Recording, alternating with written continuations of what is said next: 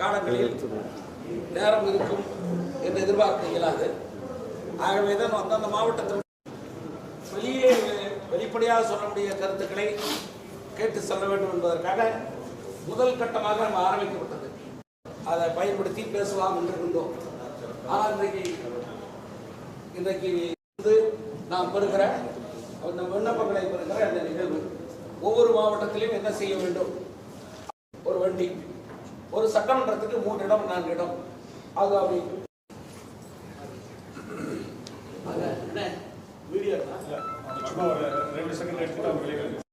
தேர்தல் என்பது மிக முக்கியமான தேர்தல், சட்டமன்ற தேர்தல்.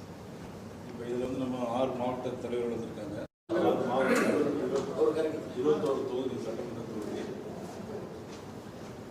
இப்போ அதற்கிடையில் எப்படின்னா மதுரை சொல்லியிருக்கோம், அடுத்த சேலத்துக்கு கூட சொல்லியிருக்கோம். ஆனால் தேதி ஒன்றும் முடிவாகலை. இதற்கிடையில் சக்தி கேந்திர கூட்டத்தை நம்ம வச்சுருக்கோம். இப்போ 21 சட்டமன்ற தொகுதி, 21 தொகுதியை நம்ம ஜெயிக்கிற மாதிரி பணியாற்றும். அதில் நீங்கள் இப்போ வந்து மையக்குழுங்கிறது நம்ம கட்சியை பொறுத்தவரை நம்ம கட்சியை பொறுத்தவரை மிக முக்கியமானது. என்னுடைய ஊடக நண்பர்களுக்கு எனது வணக்கத்தை தெரிவித்துக் கொள்கிறேன்.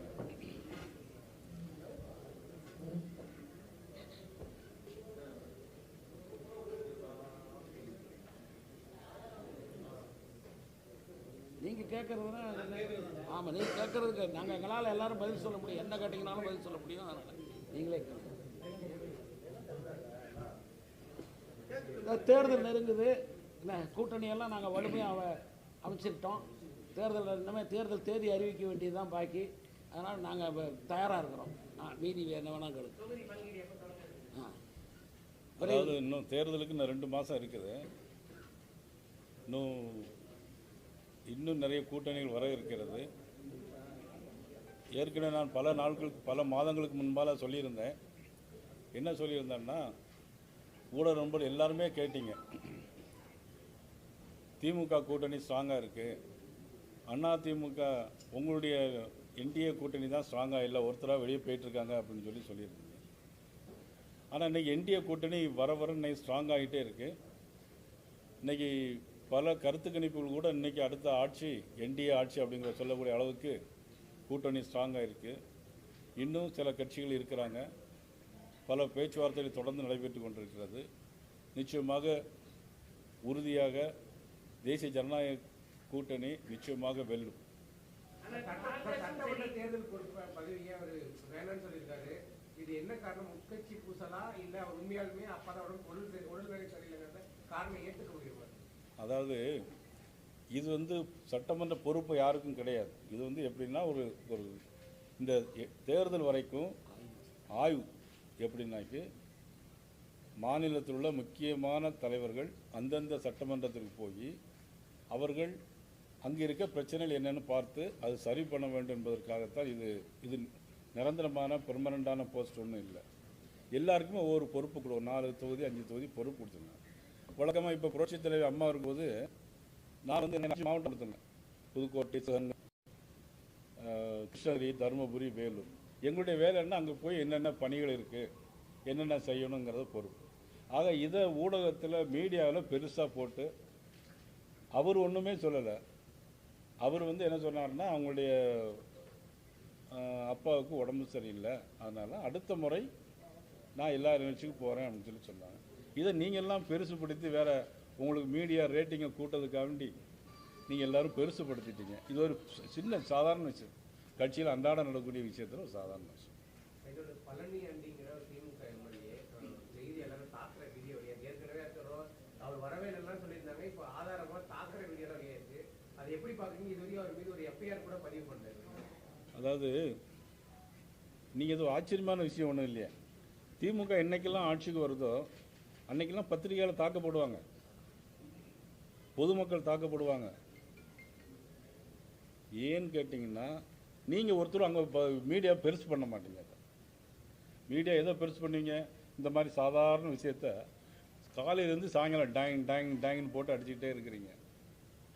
அது ஒரு அர்த்தம் இருக்குது. அதை என்ன பப்ளிக்கை என்ன பார்ப்பாங்க அப்படின்னா, இது ஒரு விஷயமா டிவியில் போட்டுகிட்டே இருக்காங்களே அப்படின்னு தான் நினைப்பாங்களே தவிர, அது ஒரு நியூஸாவோ உங்களுக்கு ரேட்டிங் கூடுறதுக்கோ வாய்ப்பு இருக்க மாதிரி தெரியல. அதனால் திமுக பொறுத்த மட்டும் பிரைம் மினிஸ்டரே கொலை செய்வேன்னு சொல்லி பேசினார் ஒரு திமுக மாவட்ட செயலாளர். எத்தனை பேர் அடித்து துன்புறுத்திருக்காங்க, நடவடிக்கை இல்லை. அதனால் திமுக ஆட்சிக்கு வந்தால் இதெல்லாம் ஒரு சர்வசாதாரணம் தான். அதை நீங்கள் தான் பெருசுப்படுத்த மாட்டேங்கிறீங்க, அவ்வளோதான். ஆமாம். எதிர்கட்சியினர் இன்னைக்கு கூட இந்த காங்கிரஸ் கட்சியை சேர்ந்த பிரவீன் சக்கரவர்த்தி கூட சொல்லியிருக்காரு, போட்டி அப்படிங்கிறது திமுகவுக்கும் தாவேகாவுக்கும் தான் இருக்கும், அதிமுக 3வது இடத்துக்கு போகும் அந்த கூட்டணி அப்படிங்கிற மாதிரி ஒரு கருத்தை சொல்லிக்கிட்டே இருக்காங்க தொடர்ச்சியா. நானும் தொடர்ச்சியாக சொல்லிட்டு இருக்கேன். நான் வந்து கூட்டணிலாம் வர்றதுக்கு முன்னாடியே மதிப்புக்குரிய டிடிவி தினகரன் அவர்கள், மதிப்புக்குரிய பாட்டாளி மக்கள் கட்சியினுடைய தலைவர் அன்புமணி ராமதாஸ் அவர்களெல்லாம் வருவதற்கு முன்னாடியே மதிப்புக்குரிய ஸ்டாலின் முதலமைச்சர் அவர்கள் சொன்னாங்க, நாங்கள் 200க்கு மேலே ஜெயிப்போம் அப்படின்னு. நான் இப்போ மீடியாவில் நிறைய வாட்டி சொல்லியிருக்கேன், நாங்கள் தான் 200க்கு மேலே ஜெயிப்போம். இன்றைக்கி கருத்து கணிப்பெல்லாம் இன்றைக்கி ஒரு டிவியில் மற்றெல்லாம் தனியார் கருத்து கணிப்பெல்லாம் வந்திருக்கு. அதில் பார்த்தீங்கன்னா இன்றைக்கி 180 இடங்கள் என்டிஏ கூட்டணி ஜெயிக்கும் அப்படின்னு சொல்லியிருக்கிறாங்க.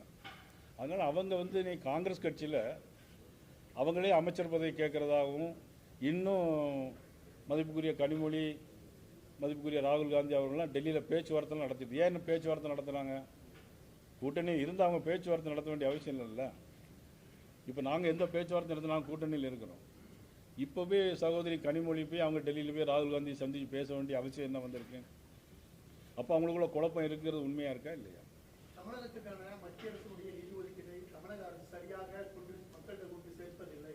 குறிப்பாக பட்டியலின மக்களுக்கு ஒதுக்கிய 8000 கோடி ரூபாயை தமிழக அரசு அவர்களுக்கு சென்று சேர்க்கவில்லை என்று என்டிஏ கூட்டணிக்கு தலைமை வைக்கக்கூடிய பழனிசாமி இந்த கோரிக்கை இன்னைக்கு வந்து குற்றச்சாட்டு இருக்கிறார். இந்த குற்றச்சாட்டை பற்றி நீங்கள் பேசணும். இல்லை, உண்மைதான். அதாவது ஆதிராவிட மக்களுக்காக மத்திய அரசு கொடுத்த பணத்தை இன்னைக்கு தமிழக அரசு திருப்பி அனுப்பியிருக்காங்க. அது நிர்வாக திறமையின்மையா, ஏன் செலவழிக்கலை, அல்லது ஆதிராவிட மக்களுக்கு மத்திய அரசு கொடுத்த பணத்தை செலவு பண்ண விருப்பம் இல்லையா? இதெல்லாம் தான் எங்களுடைய கேள்வி. ஆதிராவிட மக்களை ஏன் தமிழக அரசு புறக்கணிக்கிறது? மத்திய அரசு கொடுத்துவிட்ட முழு தொகையை ஏன் செலவழிக்கவில்லை?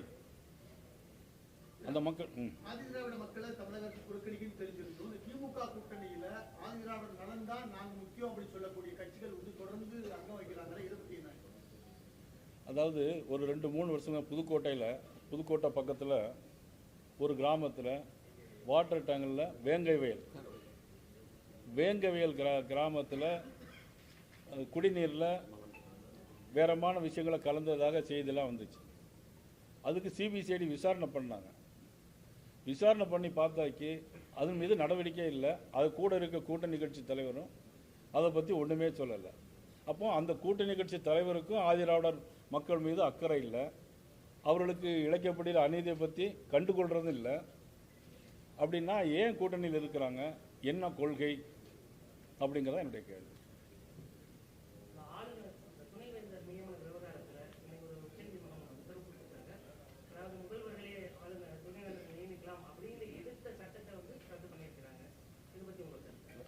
அதாவது கலைஞர் முதலமைச்சராக இருக்கும்போது சட்டமன்றத்தில் ஒரு தீர்மானம் கொண்டு வந்தாங்க.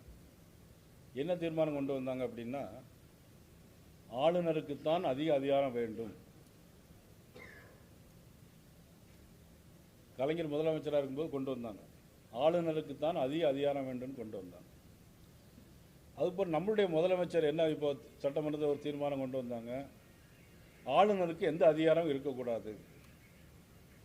அப்போ இவங்களுக்கு வேணும்னா ஒரு வார்த்தையும், வேண்டாம் அப்படின்னா ஒரு செயலும். ஆக இவர்களுக்குள்ள ஒரு முரண்பாடு உள்ள கொள்கை தான் இன்றைக்கி திமுகவில் கடைபிடிச்சிருக்காங்க. ஆனால் ஆளுநருக்கு உள்ள கான்ஸ்டிடியூஷனல் ரைட்ஸ் என்ன இருக்கோ அது இருக்கத்தான் வேணும். ஆளுநரே இல்லாத மாநிலம் இருக்க முடியாது. என்றைக்குமே திமுக ஒரு காலத்தில் பார்த்தீங்கன்னா மாநில சுயாட்சி, ஆளுநர் வேண்டாம் அப்படின்லாம் பேசிட்டு இருந்தாங்க. அப்படிலாம் ஒரு நாட்டில் இருக்க முடியாது. கான்ஸ்டிடியூஷனல் ரைட்ஸ் வேணும். அதனால் இவங்களுடைய கொள்கையில் முரண்பாடு. இவங்க 5 வருஷம் ஆட்சி செஞ்சாங்கல்ல, 525 தேர்தல் அறிக்கைகள், 70 கூட முழுமையாக பண்ணல. முழுவதும் எல்லாரும் ஏமாத்து வேலை. நீங்கள் வந்து துப்புரவு தொழிலாளர்கள் பிரச்சனை எடுத்து பார்த்தா அதுலேயே அவங்கள அடித்து துன்புறுத்தி, நீங்கள் கேட்டீங்களா கேள்வி, திமுககாரங்க போலீஸ் வச்சு அடித்தாங்க. ஒன்று ஆளை வச்சு அடிப்பாங்க, நேரடி அடிப்பாங்க, முன்னென்னா போலீஸ் வச்சு அடிப்பாங்க. அந்த துப்புரவு தொழிலாளரை போலீஸ் வச்சு அடித்து அப்புறப்படுத்துகிறாங்க. உண்ணாவிரதம் இருந்த இடத்த அங்கேருந்து மாற்றி மதுரைக்கு மாற்றி அவ்வளவு இம்சை பண்ணாங்க. இடைநிலை ஆசிரியர்களுக்கு எந்த விதமான தேர்தல் அறிக்கையில் சொன்னால் எதுவுமே செய்யலை. அவங்களுக்கு இடைநிலை ஆசிரியர்களை பொறுத்து அரசு ஊழியர்களுடைய ஓய்வூதிய பென்ஷன் உண்மையிலேயே எனக்கு ஊடகங்களை நினைச்சா ரொம்ப வருத்தமாக இருக்கு.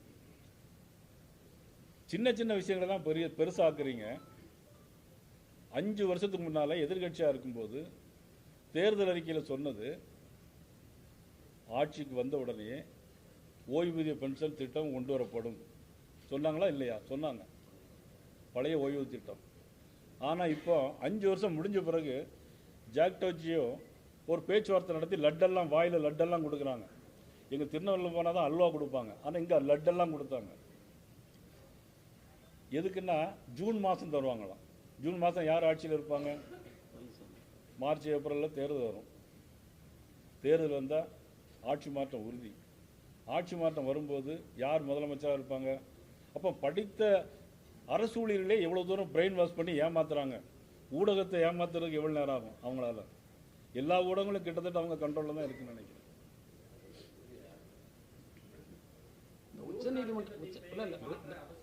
என்னங்க என்னங்க நல்ல கேள்வி கேட்டீங்க. 100 நாள் வேலை திட்டத்தை 150 நாள் திட்டமாக மாற்றுவோம் அப்படின்னு சொன்னாங்க அவங்க தேர்தல் அறிக்கையில் ஒன்று. ஆனால் இன்னைக்கு அதில் என்ன குளறுபடி நடந்ததுன்னாக்கி அது செய்யக்கூடிய அதிகாரிகள் அவங்களுடைய வீட்டு வேலைக்கு தான் பயன்படுத்துகிறாங்க. ஆனால் சம்பளம் ஒழுங்காக கொடுக்கறதில்ல, கணக்கு ஒழுங்காக காட்டுறதில்ல. ஆனால் இப்போ அந்த திட்டத்தை அப்படியே மாற்றி 100 நாளுங்கிறத 125 நாளாக இன்றைக்கி மத்திய அரசு அறிவிச்சிருக்கு. இதில் என்னென்னா காலையில் ஒருத்தர் ஃபிங்கர் பிரிண்ட் வச்சு தான் போடணும். பயோமெட்ரிக் மூலமாக ஃபிங்கர் பிரிண்ட் யாரும் ஏமாற்ற முடியாது. திமுக காரங்க ஏமாத்துறங்கிறதுனால தான் அதை அப்படி மாற்றி கொண்டு வந்திருக்காங்க.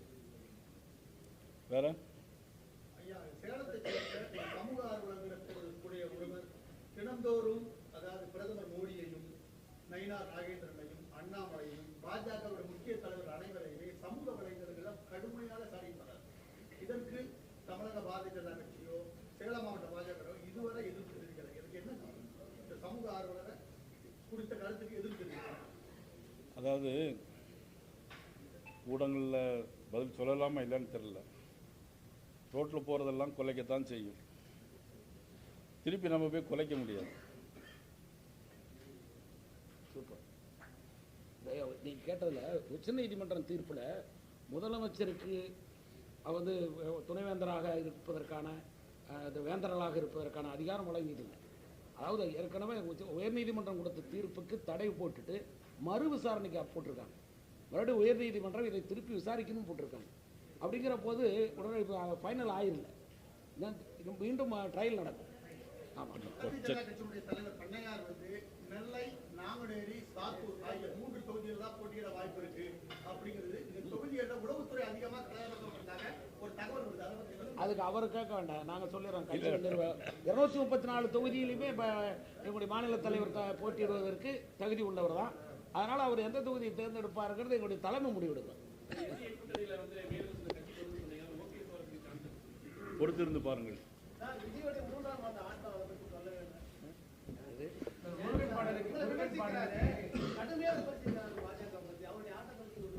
நான் நேற்றே சொல்றேன், மதுரை தூத்துக்குடியிலே சொன்னேன்.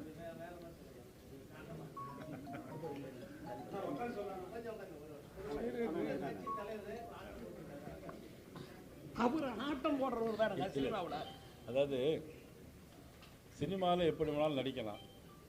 மக்களுக்காக தலைவர் அப்படின்னா அதுக்குன்னு ஒரு தகுதியை வளர்த்து கொள்ள வேண்டியது தம்பி விஜயுடைய ஒரு கடமை. அதாவது ஆடலாம், தியேட்டரில் ஆடலாம், அது வேற விஷயம். ஆனால் ஒரு கட்சி தலைவராக இருந்துட்டு கட்சியுடைய ஆண்டு விழாவில் ஆடுறது தான் உங்களுடைய கொள்கை அப்படின்னா இவங்கெல்லாம் நாளைக்கு மக்களுக்காக என்ன செய்ய முடியும்? இவங்களால் எதையுமே இவங்களால் நல்லது செய்ய முடியாது. ஒரு கூட்டத்தை கூட்டலாம், அவ்வளோதான். எல்லாரும் புரட்சி தலைவர் எம்ஜிஆர் ஆக முடியாது. அதிமுக அந்த தேர்தல் 2ஆம் கட்ட தேர்தல் வாக்குறுதி அறிவிச்சிருக்காங்க. குறிப்பாக ஓய்வூதியத்துக்கு அடுத்த இன்னொரு நாள் வச்சுருக்கோம்.